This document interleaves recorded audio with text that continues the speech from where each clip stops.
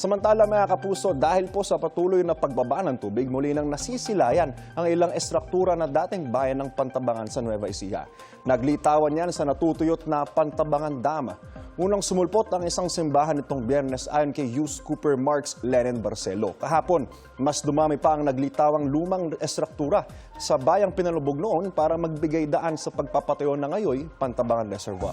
Muling nakapagtala po ang nasabing dam ng pagbaba ng tubig. Nasa 177.43 meters ang water level nito ayon sa Pag-asa.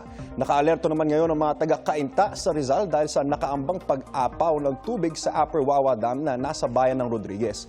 Ayon sa Cainta LGU, ang spillover ng nasabing dam ay magdudulot ng pagtaas ng tubig sa mga ilog ng Marikina hanggang sa ilog ng Cainta. Nagre-resulta ito sa pagtaas ng tubig hanggang sa ilang kalsada at subdivision doon.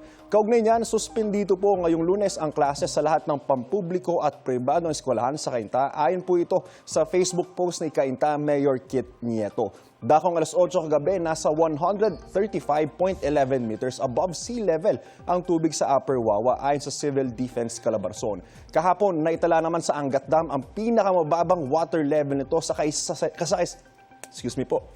kasaysayan, 155.91 meters. Dahil po dito, magpupulong ang Technical Working Group ng Angat at titingnan kung magkakaroon ng pagbawas sa water allocation. Ang Angat ang pangunahing source ng tubig ng Metro Manila at ilang karatig probinsya. Uno nang itinigil ng nasabing dam ang pagbibigay ng tubig sa power generation at irigasyon. Paalala po mga kapuso, stay safe and stay updated. Ako po si Anjo Pertiera. Know the weather before you go. Para Mark Siflage, mga kapuso.